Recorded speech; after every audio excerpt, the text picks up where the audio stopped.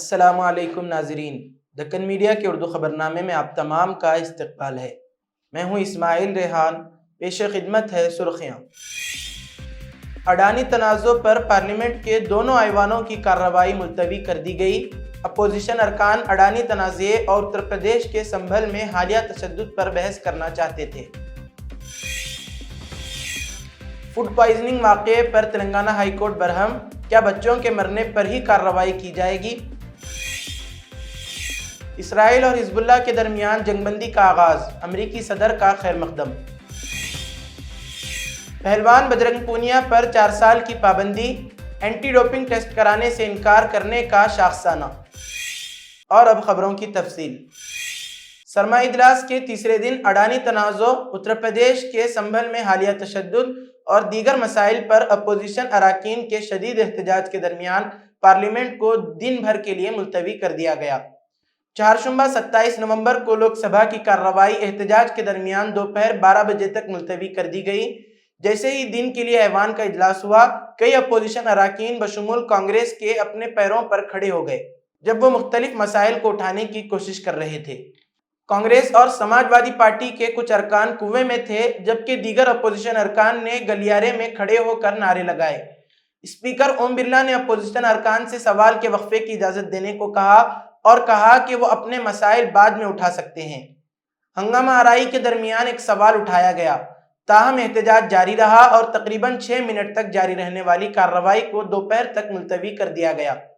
Opposition ارکان اڈانی تنازع اور اتر پردیش کے سنبھل میں حالیہ تشدد پر بات کرنا چاہتے تھے۔ اڈانی گروپ نے بدھ کے روز کہا کہ گوتم اڈانی اور ان کے بھتیجے ساگر پر امریکی فارن کرپٹ پریکٹس ایکٹ یعنی FCPA کی خلاف ورزی کا الزام نہیں لگایا گیا ہے، جو حکام نے رشوت خوری کے ایک مبینہ معاملے میں نیو یارک کی عدالت میں دائر کیا تھا۔ ایوان بالا کی کارروائی پر اڈانی کا مسئلہ حاوی رہا، جس سے چیئرمین جگدیپ دھنکر نے راجیہ سبھا کی کارروائی ملتوی کر دی۔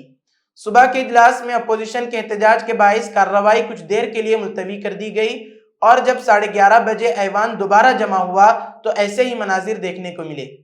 پریشانی اس وقت شروع ہوئی جب دھنکر نے ایوان کے ایک اصول کے تحت طے شدہ کام کو معطل کرنے اور نوٹس میں مذکور مسائل کو اٹھانے کے لیے 18 نوٹسوں کو مسترد کر دیا۔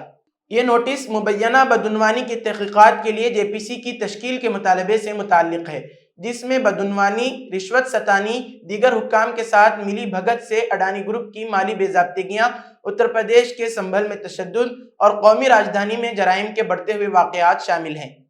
ایوان بالا کو اچھی طرح سے قائم روایات کی عکاسی کرنے اور ان کی پیروی کرنے کی ضرورت ہے کہ کرسی کے فیصلے کے لیے حوالہ درکار ہوتا ہے، نہ کہ اختلافات کا۔ میرے پاس تفصیل سے وجوہات ہیں کہ ان حالات میں نوٹس کیوں قبول نہیں کیے جا رہے ہیں۔ دھنکر نے ایوان کے قاعدہ 266 کے تحت نوٹس کو مسترد کرتے ہوئے کہا، پیر کو بھی راجیہ سبھا کی کارروائی صبح کے اجلاس کے دوران ہی دن بھر کے لیے ملتوی کر دی گئی، کیونکہ اپوزیشن نے اڈانی گروپ سے متعلق مسائل کو اٹھانے پر اصرار کیا۔ منگل کو ایوان کا کوئی اجلاس نہیں ہوا۔ تلنگانہ ہائی کورٹ نے نارائن پیٹ ضلع کے مگنور ضلع پریشد ہائی اسکول میں غیر معیاری غذا کی فراہمی کے نتیجے پیش آئے فوڈ پوائزننگ کے واقعے پر برہمی کا اظہار کیا ہے۔ عدالت نے پوچھا کہ کیا عہدیدار سو رہے تھے؟ چیف جسٹس آلوک آرادھے نے اسکول میں فوڈ پوائزننگ کے واقعے پر شدید رد عمل کا اظہار کیا۔ انہوں نے پوچھا کہ اسکول میں ایک ہفتے کے دوران غیر معیاری غذا فراہم کی جا رہی تھی تو عہدیدار کیا کر رہے تھے؟ اس مسئلے پر عدالت نے ناراضگی کا اظہار کیا۔ عدالت نے کہا کہ ہفتے میں 3 بار کھانے میں گڑبڑ ہو رہی ہے تو عہدیدار کیا کر رہے ہیں؟ کیا بچوں کے مرنے پر ہی کارروائی کی جائے گی؟ یہ عہدیداروں کی لاپرواہی کا ثبوت ہے۔ ریاستی حکومت اس معاملے کو سنجیدگی سے نہیں لے رہی ہے۔ سرکاری وکیل کی طرف سے کہا گیا کہ 1 ہفتے میں جواب داخل کیا جائے گا، جس پر عدالت نے ناراضگی کا اظہار کیا۔ واضح رہے کہ 26 نومبر کو اس اسکول میں مڈ ڈے میل کھانے کے بعد کم از کم 30 طالبات بیمار ہو گئیں۔ اس طرح کا واقعہ جمعرات 21 نومبر کو بھی پیش آیا تھا، جس کے نتیجے میں طالبات کو اسپتال میں داخل کیا گیا۔ طالبات کو متلی، چکر اور پیٹ میں درد کی شکایت کے بعد اسپتال لے جایا گیا۔ کل چٹاگانگ کورٹ بلڈنگ کے علاقے میں پولیس اور چمنائی کرشنا داس کے حامیوں کے درمیان جھڑپ ہوئی۔ اس دوران ایک وکیل کی بھی موت ہو گئی۔ مقتول کی شناخت 32 سالہ سیف الاسلام کے نام سے ہوئی ہے، جو چٹاگانگ ڈسٹرکٹ بار ایسوسی ایشن کا رکن بھی تھا۔ نیوز پورٹل ABP پر شائع خبر کے مطابق CMCH پولیس کیمپ انچارج نور الاسلام نے بتایا کہ وکیل کو چٹاگانگ میڈیکل کالج اسپتال لے جایا گیا، جہاں ڈیوٹی پر موجود ڈاکٹروں نے انہیں شام 4 بجے کے قریب مردہ قرار دیا۔ بنگلہ دیشی ویب سائٹ ڈیلی سٹار کے مطابق چمنائے داس کی گرفتاری کے بعد صورتحال کو بگڑتے دیکھ کر پولیس اور بارڈر گارڈ بنگلہ دیش یعنی BGP کے اہلکاروں نے وین کا راستہ صاف کرنے کے لیے ساؤنڈ گرینیڈ اور لاٹھیاں برسائیں۔ چتوگرام ڈسٹرکٹ بار ایسوسی ایشن کے صدر ناظم الدین چودھری نے عینی شاہدین کے حوالے سے دی ڈیلی سٹار کو بتایا، تصادم کے دوران چمنائے داس کے کچھ حامی جو عدالت کے احاطے میں احتجاج کر رہے تھے، تقریباً 3:30 بجے سیف الاسلام کو گھسیٹتے ہوئے رنگم کنونشن ہال میں کھینچ لیا اور اس پر حملہ کر دیا۔ غلام رسول مارکیٹ کے ملازم محمد دیدار نے کچھ دوسرے مقامی لوگوں کے ساتھ مل کر سیف الاسلام کو بچایا اور ہسپتال لے گئے۔ انہوں نے کہا کہ چمنائے داس کے کچھ حامیوں نے رنگم کنونشن ہال کے ساتھ والی سڑک وکیل پر حملہ کیا۔ تصادم میں صحافیوں سمیت 10 افراد زخمی ہوئے، ان میں سے 5 CMCH میں زیر علاج ہیں۔ ٹوکیو اولمپک میں کانسے کا تمغہ جیتنے والے ہندوستانی پہلوان بجرنگ پونیا پر نیشنل اینٹی ڈوپنگ ایجنسی یعنی ناڈا نے سخت کارروائی کی ہے۔ 10 مارچ کو قومی ٹیم کے انتخاب کے ٹرائل کے دوران ڈوپنگ ٹیسٹ کے لیے نمونہ دینے سے انکار کرنے کی پاداش میں بجرنگ پونیا پر 4 سال کی پابندی لگا دی گئی۔ یہ فیصلہ تب آیا ہے جب ناڈا نے پہلے 23 اپریل کو بجرنگ پونیا کو اسی غلطی کے لیے معطل کر دیا تھا، جس کے بعد کشتی کی عالمی سطح کی تنظیم یونائیٹڈ ورلڈ ریسلنگ یعنی UWW نے بھی انہیں بعد میں معطل کر دیا۔ دراصل بجرنگ پونیا نے اپریل 2024 میں لگائی گئی پابندی کے خلاف اپیل کی تھی اور ناڈا کے ڈسپلنری ڈوپنگ پینل یعنی ADDP نے 31 مئی کو ناڈا کے ذریعے الزام کا نوٹس جاری کیے جانے تک اسے عارضی طور پر ہٹا دیا۔ 23 جون کو ناڈا نے انہیں باضابطہ طور پر الزامات کی اطلاع دی۔ اس کے جواب میں بجرنگ پونیا نے 11 جولائی کو الزامات کے خلاف چیلنج کیا۔ اس کے بعد 20 ستمبر اور 4 اکتوبر کو سماعت ہوئی۔ اتر پردیش کے سنبھل میں مسجد کے سروے کو لے کر ہونے والی جھڑپوں کے بعد چوتھے دن بھی علاقے میں امن قائم ہے۔ حکام نے حالات کو معمول پر لانے کے لیے اسکول، کالج اور بازار کھول دیے ہیں، تاہم انٹرنیٹ کی سہولیات ابھی تک معطل ہیں۔ پولیس کے مطابق انٹرنیٹ خدمات جلد ہی بحال کی جائیں گی۔ دی وائر ہندی کی رپورٹ کے مطابق سنبھل میں پولیس نے 2 خواتین سمیت 25 مسلمانوں کو گرفتار کیا ہے اور سماج وادی پارٹی یعنی SP کے رکن پارلیمنٹ ضیاء الرحمان برق سمیت تقریباً 2500 افراد کے خلاف مقدمہ درج کیا ہے۔ یہ واقعہ مغلیہ دور کی شاہی جامع مسجد کے سروے کے دوران پیش آیا۔ رپورٹ کے مطابق اب تک 4 مسلمانوں کی ہلاکت کی تصدیق ہو چکی ہے، تاہم پولیس کا دعویٰ ہے کہ انہوں نے ہجوم کے خلاف کسی مہلک ہتھیار کا استعمال نہیں کیا۔ سوشل میڈیا پر گردش کرنے والی ویڈیوز میں پولیس افسران اور اہلکاروں کو ہجوم پر فائرنگ کرتے ہوئے دیکھا جا سکتا ہے۔ ایک سینئر افسر نے وضاحت کی کہ وسیع پیمانے پر شیئر کی گئی ویڈیو میں نظر آنے والا ہتھیار دراصل ایک پلیٹ گن تھا۔ SP کرشن کمار وشنونی نے بتایا کہ اتوار کو ہونے والے تشدد کے بعد پولیس نے فوری طور پر انٹرنیٹ بند کیا تھا۔ انہوں نے کہا کہ اس واقعے میں ملوث 100 سے زائد افراد کی شناخت کر لی گئی ہے اور ان کے خلاف قانونی کارروائی کی جا رہی ہے۔ مزید 27 افراد کو گزشتہ 24 گھنٹوں میں گرفتار کیا گیا، جن میں 25 مرد اور 2 خواتین شامل ہیں۔ پولیس نے اب تک اس واقعے کے سلسلے میں 7 FIR درج کی ہیں اور 74 افراد کی شناخت کی جا چکی ہے۔ مردآباد ڈویژن کے کمشنر انجنے کمار سنگھ نے بتایا کہ تمام شواہد اکٹھے کیے جا رہے ہیں تاکہ مزید قانونی کارروائی کی جا سکے۔ انہوں نے کہا، ہماری ترجیح حالات کو معمول پر لانا ہے۔ لوگ تعاون کر رہے ہیں، نہ صرف تحقیقات میں بلکہ معمولات زندگی بحال کرنے سے بھی امید ہے۔ کل تک تمام چیزیں معمول پر آ جائیں گی۔ دوسری طرف راجندر پنسیا نے علاقے میں کھلے کنٹینر، بوتلوں اور کین میں پیٹرول اور ڈیزل کی فروخت پر پابندی عائد کر دی ہے تاکہ مزید کسی ناخوشگوار واقعے سے بچا جا سکے۔ حکام کا کہنا ہے کہ امن و امان کو مکمل بحال کرنے کی کوششیں جاری ہیں اور توقع ہے کہ حالات جلد معمول پر آ جائیں گے۔ حیدرآباد میٹرو کے مینیجنگ ڈائریکٹر NVS ریڈی نے کہا کہ حیدرآباد کے پرانے شہر میں میٹرو ریل کے ابتدائی کام جنوری 2025 کے پہلے ہفتے میں شروع ہوں گے۔ پرانے شہر میٹرو کی وجہ سے سڑکوں کی توسیع سے متاثر ہونے والے 1100 سے زائد جائیدادوں میں سے 800 سے زائد نقشہ کلیکٹر کو روانہ کیے گئے ہیں۔ تاریخی ورثہ کے حامل عمارتوں اور مذہبی عمارتوں کو محفوظ رکھا جائے گا۔ انہوں نے کہا کہ دسمبر کے چوتھے ہفتے میں حصول اراضی کے قانون کے تحت حاصل کردہ جائیدادوں کو منہدم کرنے کا کام شروع کر دیا جائے گا۔ اسرائیل اور حزب اللہ کے درمیان جنگ بندی کا آغاز ہو گیا۔ امریکہ کی سرپرستی میں ہونے والے سیز فائر معاہدے کے مطابق اسرائیل 60 روز میں جنوبی لبنان سے اپنی فورسز کو واپس بلائے گا اور حزب اللہ کے زیر کنٹرول علاقے کا کنٹرول لبنانی حکومت سنبھالے گی۔ معاہدے کے مطابق حزب اللہ اپنے جنگجو اور اسلحے کو دریائے لطانی سے ہٹائے گی۔ اس حوالے سے امریکی صدر جو بائیڈن نے کہا کہ اسرائیل اور حزب اللہ نے جنگ بندی کی تجویز مان لی ہے، معاہدے کو دشمنی سے مستقل ختم کرنے کے لیے ڈیزائن کیا گیا ہے۔ برطانوی وزیر اعظم کیئر سٹارمر نے بھی اسرائیل اور حزب اللہ کے درمیان جنگ بندی کا خیر مقدم کیا۔ حزب اللہ سے جنگ بندی معاہدے پر اسرائیلی وزیر اعظم نے کہا کہ اگر حزب اللہ نے معاہدے کی خلاف ورزی کی تو دوبارہ حملے کرنے میں بالکل بھی ہچکچاہٹ کا مظاہرہ نہیں کریں گے۔ نتن یاہو نے کہا کہ حزب اللہ کو دہائیوں پیچھے دھکیل دیا ہے، اب ہماری پوری توجہ ایرانی خطرے کی طرف ہوگی، ہم مشرق وسطیٰ کا چہرہ تبدیل کر رہے ہیں۔ اسرائیلی میڈیا رپورٹس کے مطابق جنگ بندی معاہدے کے باوجود اسرائیلی فوج نے لبنانی شہریوں کو فی الحال جنوبی لبنان واپس نہ جانے کی ہدایت کرتے ہوئے کہا ہے کہ لبنانی شہریوں کو محفوظ واپسی کے وقت سے متعلق اپ ڈیٹ کریں گے۔ غیر ملکی خبر ایجنسی کے مطابق حزب اللہ نے جنگ بندی پر باضابطہ رد عمل جاری نہیں کیا، تاہم حزب اللہ کے سینئر عہدیدار حسن فضل اللہ نے لبنانی میڈیا سے گفتگو کرتے ہوئے کہا کہ لبنانی ریاست کے اختیارات میں توسیع کی حمایت کرتے ہیں۔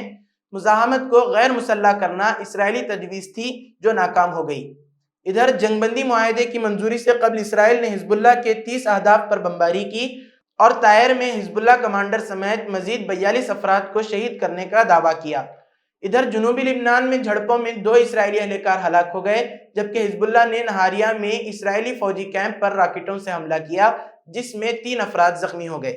یاد رہے کہ اسرائیل اور حزب اللہ طویل عرصے سے ایک دوسرے کے دشمن ہیں، تاہم درمیان گزشتہ برس اکتوبر سے غزہ جنگ کے بعد سے دونوں میں جھڑپیں جاری ہیں۔ ان جھڑپوں میں تیزی رواں برس ستمبر میں اس وقت آئی جب صہیونی فورسز کی جانب سے حزب اللہ کے ٹھکانوں کو نشانہ بنایا گیا۔ جماعت اسلامی ہند تلنگانہ نے ریاست کے اعلیٰ تعلیم حاصل کرنے والے ہونہار مسلم طلباء کے لیے مسلسل دوسرے سال فیلوشپ کا اعلان کیا ہے۔ دفتر حلقہ میں پوسٹر کا اجرا کرتے ہوئے امیر حلقہ جماعت اسلامی ہند تلنگانہ ڈاکٹر محمد خالد مبشر الظفر نے ریاست میں قانون، صحافت، معاشیات یا تاریخ کے شعبے میں بیچلر یا ماسٹر کی سطح پر تعلیم حاصل کرنے والے مسلم طلباء سے اپیل کی کہ وہ اس فیلوشپ کے لیے آن لائن درخواست جمع کروائیں۔ انہوں نے کہا کہ جماعت مختلف فلاحی سرگرمیوں میں مصروف عمل ہے جن میں ملت کی تعلیمی ترقی بھی شامل ہے۔ جماعت اسلامی ہند تلنگانہ کے شعبے HRD کے ڈائریکٹر ڈاکٹر SM فصیح اللہ نے کہا کہ ملت کے ہونہار طلباء کو ان کی کامیابیوں پر سراہا جانا چاہیے۔ مزید انہوں نے کہا کہ فیلوشپ اسی سمت میں قدم ہے۔ ہم امید کرتے ہیں کہ ہمارا نوجوان طبقہ ایک بہتر معاشرے کے لیے قوم کی قیادت اور رہنمائی کرے گا۔ آن لائن درخواست داخل کرنے کی آخری تاریخ 25 دسمبر 2024 ہے۔ مزید معلومات کے لیے فیلوشپ کوارڈینیٹر جناب MG اظہر سے اس فون نمبر پر رابطہ کریں۔ کرناٹک میں وشوا وکالیگا مہاسنستان مٹھ کے پیروکار کمارا چندر شیکھر ناتھ سوامی نے مسلمانوں اور وقف کو لے کر اشتعال انگیز بیان بازی کی ہے۔ انہوں نے کئی بے بنیاد دعوے کرتے ہوئے حکومت کو یہ تجویز پیش کر دی ہے کہ ایسا قانون بنایا جائے کہ مسلمانوں کو ووٹ دینے کا حق چھین لیا جائے۔ ایک مذہبی پیشوا کے طور پر ان کے اس نفرت انگیز بیان کی تنقید کی جا رہی ہے۔ رپورٹ کے مطابق انہوں نے یہ تبصرہ بھارتیہ کسان سنگھ کے زیر اہتمام ایک احتجاج کے دوران کیا۔ انہوں نے اس دوران وقف بورڈ پر بھی بے بنیاد الزامات عائد کرتے ہوئے وقف بورڈ کو ختم کرنے پر زور دیا۔ سوامی نے اپنی تقریر کے دوران پاکستان کے تعلق سے بے بنیاد الزام عائد کیا اور کہا کہ ہندوستان کو پاکستان جیسا قانون اپنانا چاہیے۔ وہاں کے غیر مسلموں کے پاس ووٹنگ کی طاقت نہیں ہے، ملک میں بھی ایسا ہی قانون لانا چاہیے جہاں مسلمانوں کے پاس ووٹنگ کی طاقت نہ ہو۔ انہوں نے دلیل دی کہ یہ ملک میں امن اور اتحاد کو یقینی بنائے گا۔ واضح رہے کہ سوامی کا یہ اشتعال انگیز تبصرہ ایسے وقت میں آیا ہے جبکہ پورے ملک میں وقف ترمیمی بل کے سلسلے میں مسلمانوں کی جانب سے مخالفت جاری ہے۔ کرناٹک میں بھی وقف املاک پر گرما گرم تنازعات کے درمیان آئے ہیں، خاص طور پر وجے پورہ ضلع کے کسانوں کے الزام کے بعد ان کی زمینوں کو غلط طریقے سے وقف املاک کے طور پر نشانزد کیا گیا ہے۔ کسان گروپوں اور اپوزیشن پارٹیوں کے احتجاج نے وقف بورڈ پر زمین پر قبضے کا الزام لگایا ہے۔ مظاہرے سے خطاب کرتے ہوئے سوامی نے کسانوں کا دفاع کرتے ہوئے کہا، کوئی دوسرے کی زمین چھیننا دھرم نہیں ہے، کسان ہمارے انا داتا ہیں اور ان کی زمین ان کے پاس ہی رہنی چاہیے۔ سوامی نے کہا، سب کو کسانوں کے ساتھ ہو رہی ناانصافی کے خلاف لڑنا چاہیے۔ کہا جاتا ہے کہ وقف بورڈ کسی کی بھی زمین پر دعویٰ کر سکتا ہے، یہ بہت بڑی ناانصافی ہے۔ کسی اور کی زمین چھیننا مذہب نہیں، اس لیے ہر کسی کو اس بات کو یقینی بنانے کے لیے لڑنا چاہیے کہ کسانوں کی زمین ان کے پاس رہے۔ سوامی نے دعویٰ کیا، ہر کسی کو اس بات کو یقینی بنانا چاہیے کہ کوئی وقف بورڈ نہ ہو۔ روس نے پہلی بار اعتراف کیا ہے کہ یوکرین کی جانب سے امریکی میزائل حملے سے اس کے فضائی دفاعی نظام کے بیس کو نقصان پہنچا ہے۔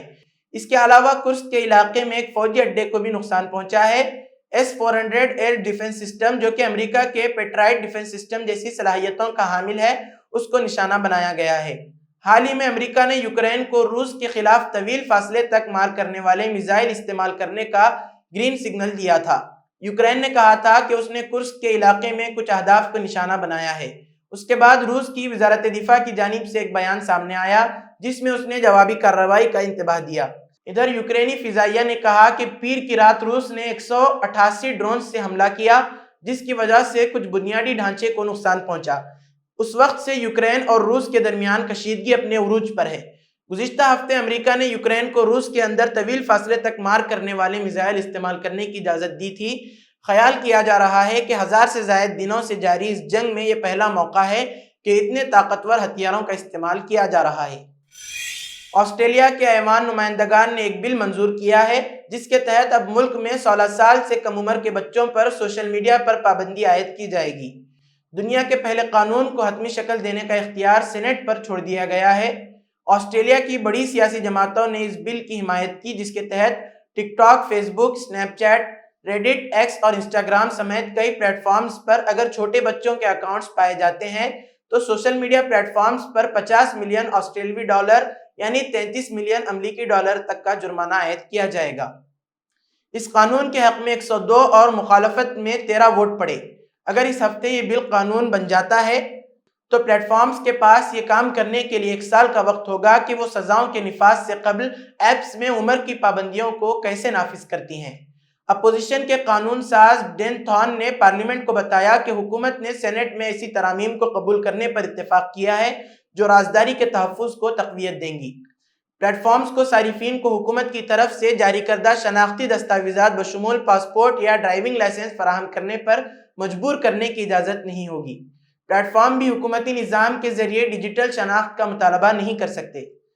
ڈینتھان نے پارلیمنٹ کو بتایا کہ اگر یہ قانون چھوٹے پیمانے پر بھی مدد کرتا ہے تو یہ لوگوں کی زندگیوں میں بہت بڑا فرق لائے گا۔ وزیر مواصلات مشیل رولینڈ نے کہا کہ سینٹ اس بل پر بدھ کے بعد بحث کرے گی۔ پلیٹ فارمز نے تکنیکی تبدیلیوں کے لیے قانون سازی پر ووٹنگ کو کم از کم اگلے سال جون تک مؤخر کرنے کی اپیل کی تھی۔ مہاوکاس اگھاڑی یعنی MVA جو مہاراشٹر میں حالیہ انتخابی شکست کے بعد شدید دباؤ میں ہے، اس نے EVM یعنی الیکٹرانک ووٹنگ مشین کے خلاف ملک گیر احتجاج شروع کرنے کا اعلان کیا ہے۔ یہ اقدام اس دعوے کے ساتھ کیا جا رہا ہے کہ انتخابی نتائج میں چھیڑ چھاڑ کی گئی ہے اور EVM پر اعتماد کو شدید نقصان پہنچا ہے۔ MVA کے رہنماؤں کا کہنا ہے کہ EVM کے استعمال کے بارے میں شفافیت اور احتساب کی کمی عوامی اعتماد کو متزلزل کر رہی ہے۔ احتجاج کا مقصد ان مشینوں کے خلاف شعور بیداری کرنا اور بیلٹ پیپر پر واپس لوٹنے کے مطالبے کو اجاگر کرنا ہے۔ اپوزیشن اتحاد نے الزام لگایا کہ EVM کا غلط استعمال موجودہ حکومت کی جانب سے جمہوری عمل کو نقصان پہنچانے کی ایک سازش ہے۔ وہ عوام سے اپیل کر رہے ہیں کہ وہ اس تحریک میں شامل ہوں تاکہ انتخابات کے شفاف اور منصفانہ ہونے کو یقینی بنایا جا سکے۔